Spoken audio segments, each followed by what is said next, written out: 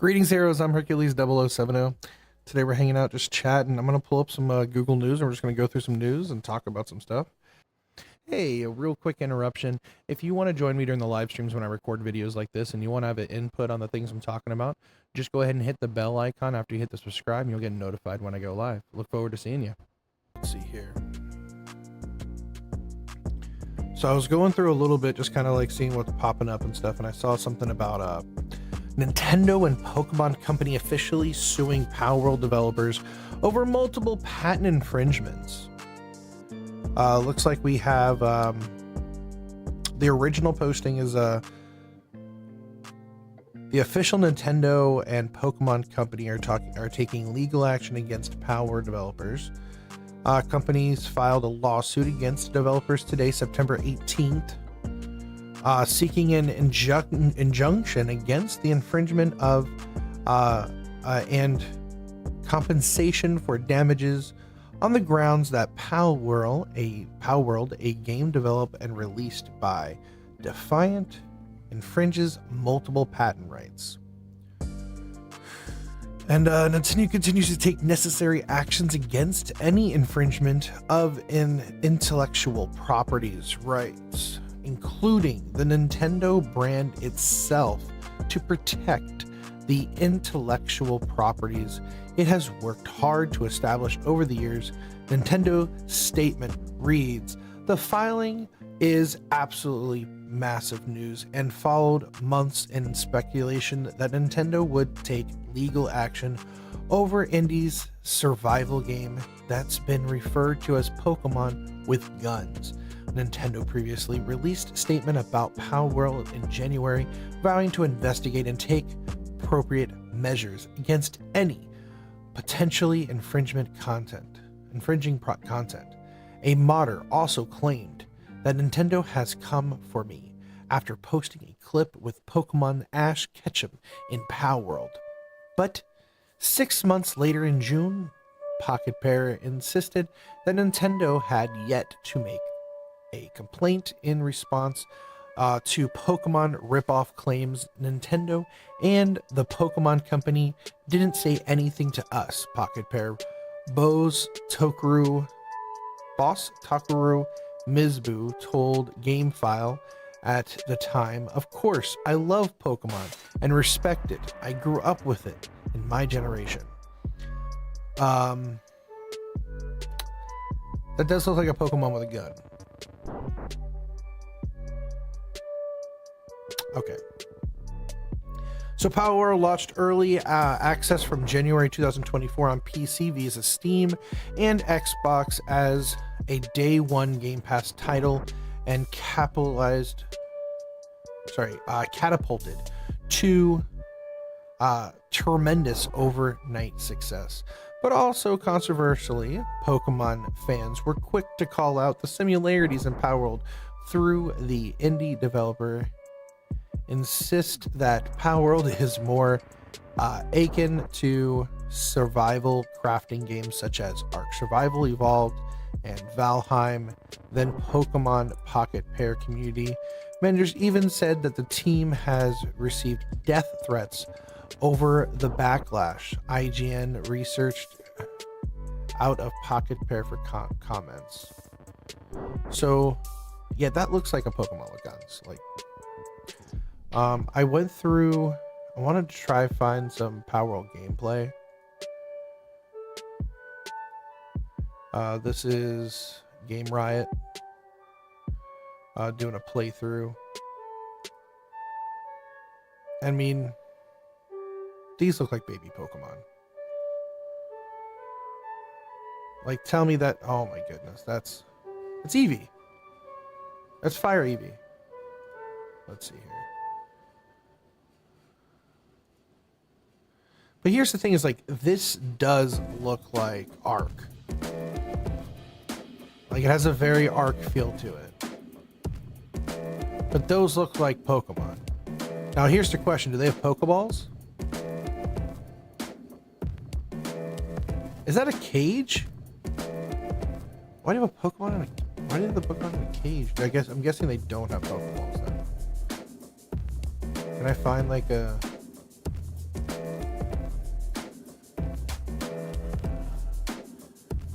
That's one of the newer. That's a Pokemon from like the new Nintendo games. I swear. I think you ride that purple one. It's like when you ride in Arceus. Let's go to game. This is part 1. I want to find part 2.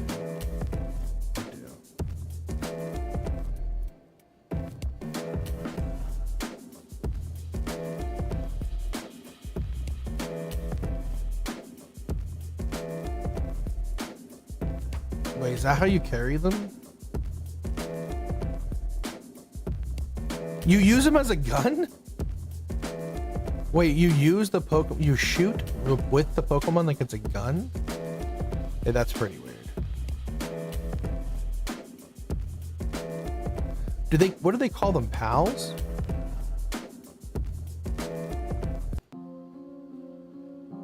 So are they called like pals for Power World?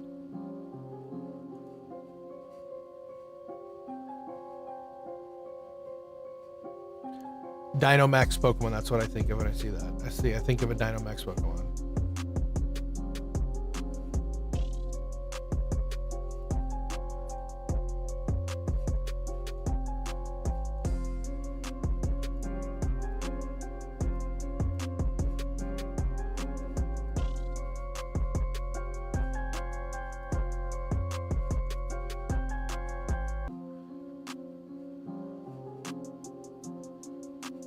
You just smack him with a stick?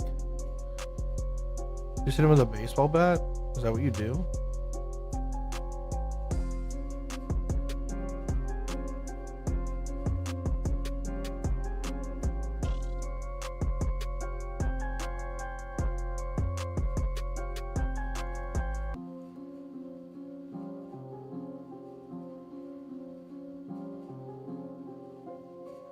I don't know. I understand why they did the lawsuit.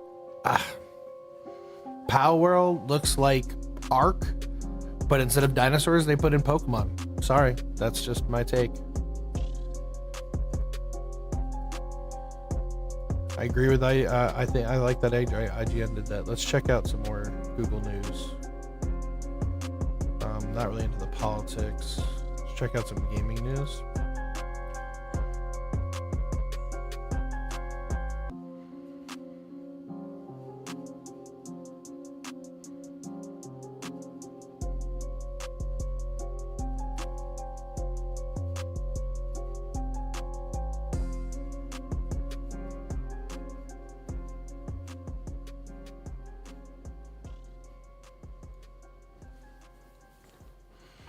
EA shows off AI system that lets you dream up an entire video game from scratch.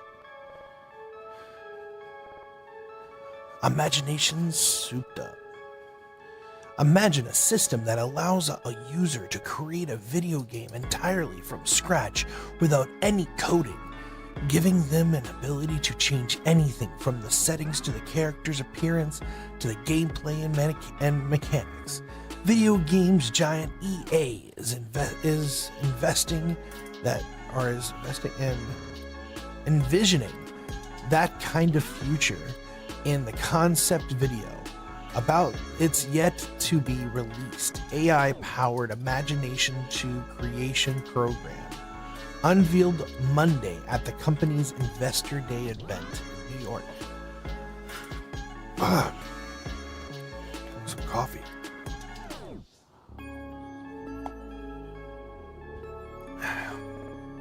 The concept video to gamers off-screen create a Minecraft-esque video game involving a maze of cardboard boxes through a series of quick prompts. The users make the maze more complex while adding rules such as that characters can only die if they are hit with a grenade. The changes show up pretty much instantaneously and with zero technical ability required, and allows the game to be played immediately. Of course, it's just a concept video, so it remains to be seen how well it would work. This is well into real setting with actual gamers And the big question is how such a future might impact the whole ecosystem of engineers and artists who make the current crop of video games. Well, not everybody's going to want to play a game that's getting created immediately. Not everybody's going to be into that. Some people are going to like the human-made art games, the stories that are created from us. I mean, the thing about the AIs is that they're always going to have a certain style to them, and not everybody's going to like that style. They like what they play now. And there's also a lot of people who prefer to play competitive games. There's a lot of people who don't care about the story. I buy first-person shooter games and don't even play the story mode. So there's plenty of I'm sure there's plenty of people just like me who would prefer to play online against people. And I mean, like, that's for a story. So that's like when you're wanting to play a story guided game, an RPG or something of that type. But if you're like me who wants to just play online and play competitive, like I like Halo and Battlefield and Call of Duty, those are going to be created by humans. They're not going to be AI. But I mean, AI would probably be cool to like help them generate stuff. But I'm not worried about the story of that. I don't care about the story. Halo, I used to care about the story when it first released. But now it's so far in, and 343 changed things so drastically from the original storyline and the original stuff. So I mean, it's so different. That's why I kind of got out of the story, honestly. 343 changed it too much for me. But the online, I like playing online with Halo. Call of Duty, in my opinion, has the best, like, their maps are made in the perfect size, and they have the best rhythm of like keeping it fast going, fast moving. It's constantly action. But Battlefield, in my opinion, has a better take on weapons, a better take on environment, the way the environment looks. The overall game looks nicer. Battlefield makes a nicer looking game, and in my opinion, more reliable. Battlefield always starts off rough. I'm going to say that. Whenever they release a game, they always release it too early, but they take what you say into consideration, and they change the game. Battlefield 2042 came out, everybody complained hardcore, but if you go play it right now, it runs beautifully. I don't have any problems. Everything's super optimized, super pretty, get high frame rates, good fidelity, everything looks good. But go on Call of Duty, there's problems, and it's so bad optimized. It's so big. You have problems with lots of different things just being broken. So I mean, give and take, nothing's perfect, but that's a game. Those are games that are all online. AI would only help them in original development. It's not going to help, and you don't want it to be changing while you're playing it. And you don't want everybody to have a different experience. You're all playing against each other. So yeah, in RPGs, this would be really cool, especially if you're like, you get bored really fast with games. If you change games a lot, this would be good because you can set it up to where it constantly changes drastically. You could probably have settings to where it sets to where it's changing the game type and style every time you go level up and things like that. So yeah, that'd be really cool for people who get bored really fast. It'd also be really good for streamers because every time you play, it'd be something unique or different. And people would love to see the other endings for these stories that people come up with as creators. So no, that's pretty cool. I like that. EA, I like that. Keep it going. Let's see what's up next.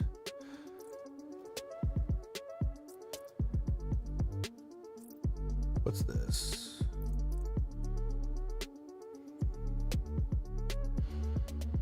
Inside Out 2, artists had to crunch 7 days a week for months to finish the film.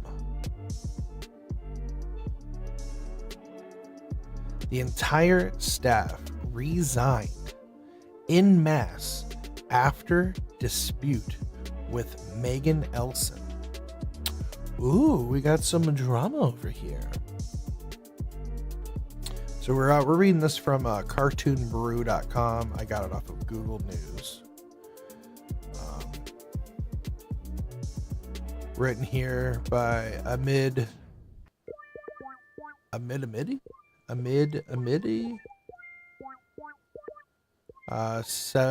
September 17th, 2 days ago. In one of the more bizarre studio meltdowns of 2024, video game studios. I'm sorry, I'm dyslexic. Appreciate you guys' patience. I don't know the name of that. How do you read that? The game studio is called Annapurna Interactive. Real easy to say. Annapurna Interactive found itself without any employees last week after its entire workforce of 25 people resigned from their job en masse. The company, part of film and TV production company Annapurna, is operated by Megan Elson, brother to David Elson, who Skydance Media is the process of acquiring Paramount, and designer of Oracle co-founder Larry Elson, who recently surpassed Mark Zuckerberg to become the third richest person on the planet with a net worth of over $203 billion. The resignations occurred over a dispute with Elson, according to Bloomberg, which was first to report that the entire studio had quit.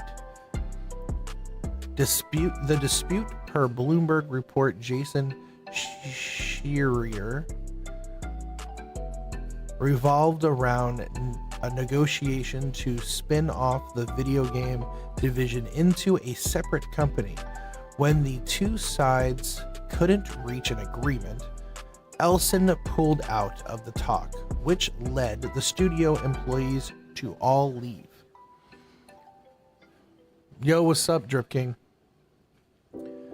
All 25 members of Annapurna Interactive, that name, team collectively resigned. Former Annapurna Interactive president Nathan Gray and the rest of the workers said in joint statement, "This is one of the hardest decisions we've ever had to make. We did not take action lightly." Elson responded to Bloomberg with following statement: "I'm doing good, man. I'm going over some of the Google news that popped up, and with the creators of Inside Out 2 quit because of the hard work, because of how hard they were pushing them."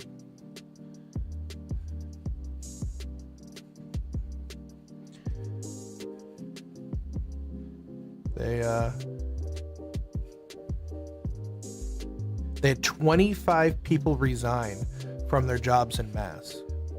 Yeah. And the company name throws me off so hard. It's Annapurna. That's the name of the company. Could they make that a little bit easier to pronounce? I had literally had to Google how to pronounce that. Annapurna. Annapurna. I would have never guessed that.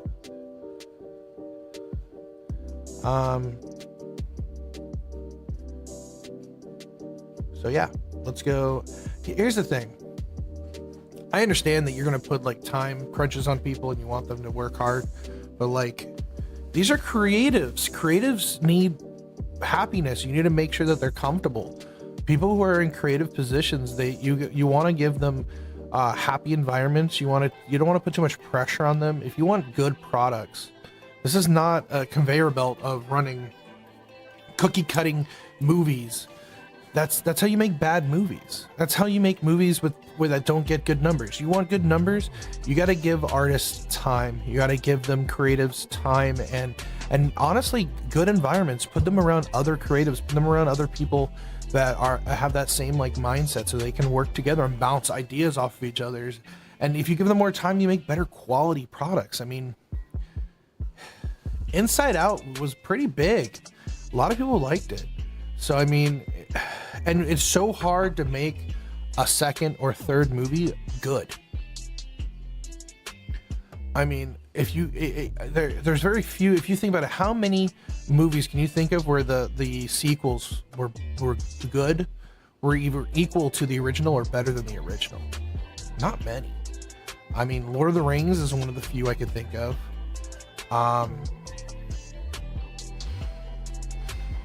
Toy Story.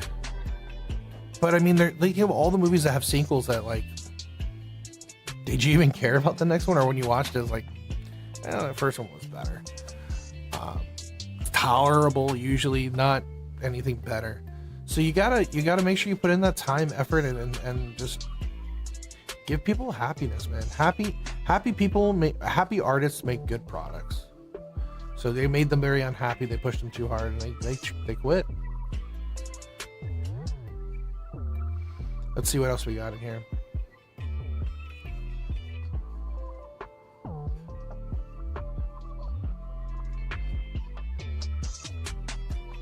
Yeah, well, weeks before it was released, a bunch of people quit on the team.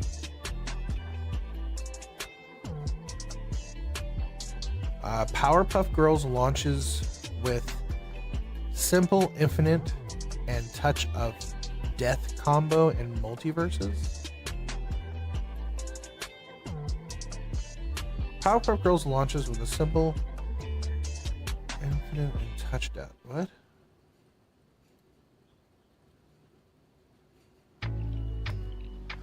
What?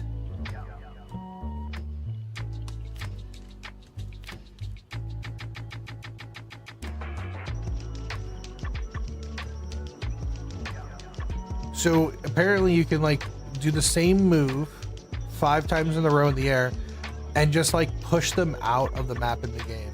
So they're talking about multiverses. It's a fighting game that's similar to like a Red Company game that fights on platforms. But yeah, apparently they came out with Powerpuff Girls and they can just multi-hit you off the map. Wow.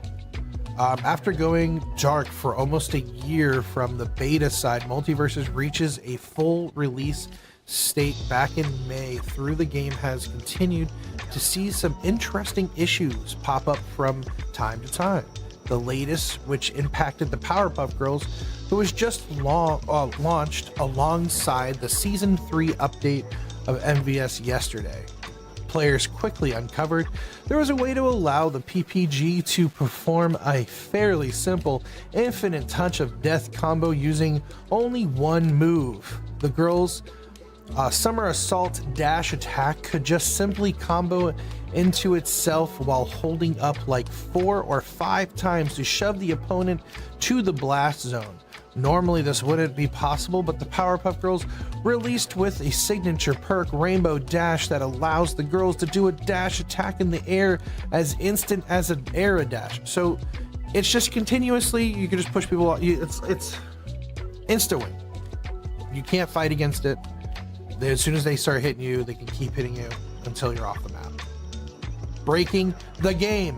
Because everybody's just going to pick Powerpuff Girls. It's going to be who can just start the dash first. Ruining the entire game. Good job, guys. Good job over in Multiverse. I hope they patch that fast.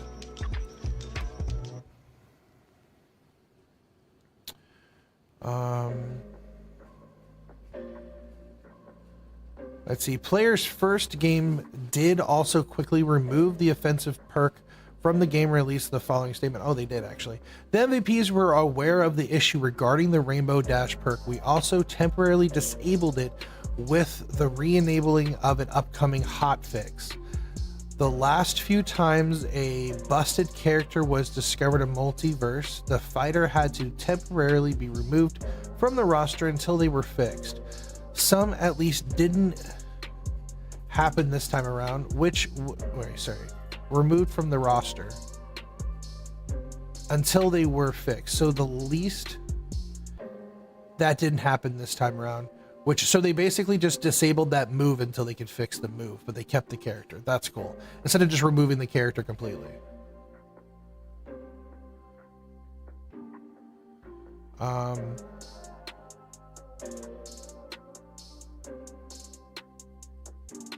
Back in June, Iron Giant had to be taken back to the garage for a few days. Players started abusing infinite throw loop and combos, with one person losing his character in the middle of the tournament.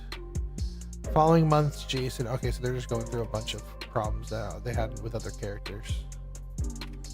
But yeah, apparently there's a lot of... They keep releasing new characters with problems that are similar to that. I'm not a big... I played Multiverse when it first came out a little bit. Not a big fan. Not for me. Not my type of game. Let's see what else we got here.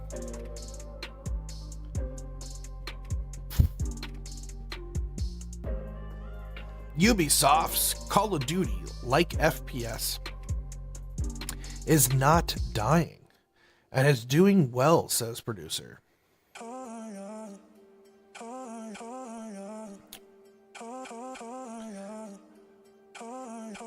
Wait, the game is called Not Dying? Or it is not dying? What's the name of the game? X-Defiant exclusive producer Mark Rubin claims that the free-to-play FPS is not dying, and in fact it has Ubisoft's full support following the previous report claims otherwise, and suggested the shooter didn't have long to turn things around. I see the picture. What's the name of the game? They didn't even put the name of the game? It says like Call of Duty, like they put the name of Call of Duty, but not the name of the game in this? Who is this? Kotaku.com. Kotaku.com. Like, you makes you want to grab it and read it just because of Call of Duty. X-Defiant was running out of time. Is the name of the game X-Defiant?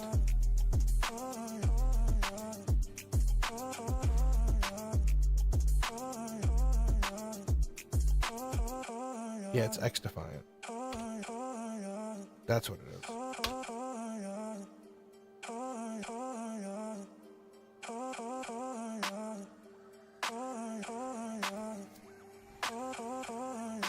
Season 2 coming September 25th.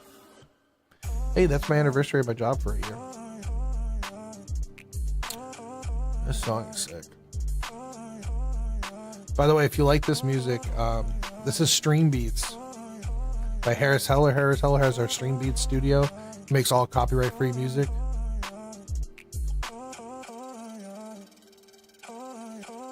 All right, let's get back to this.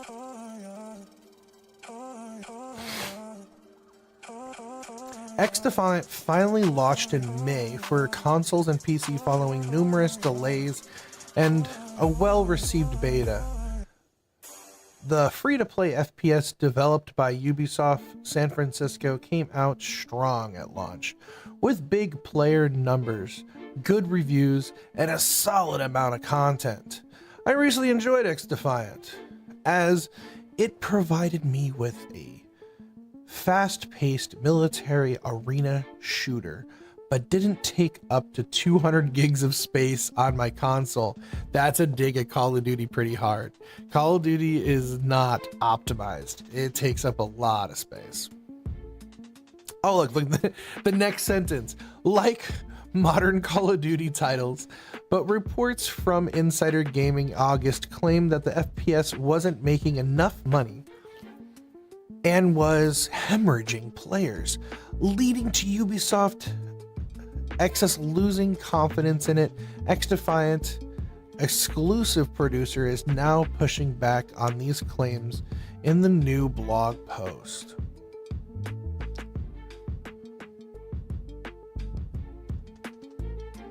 On September 18th, Rubin posted a blog talking about the future of X-Defiant first year and shared the game's roadmap in blog.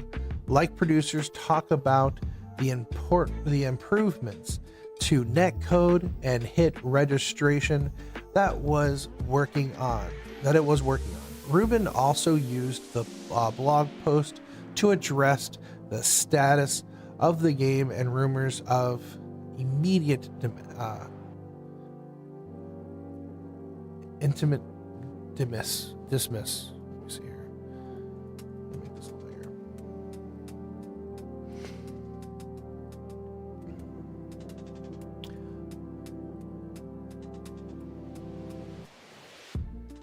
I just in quote, I just want to quickly address the status of the game, i.e. the game dying, said Rubin.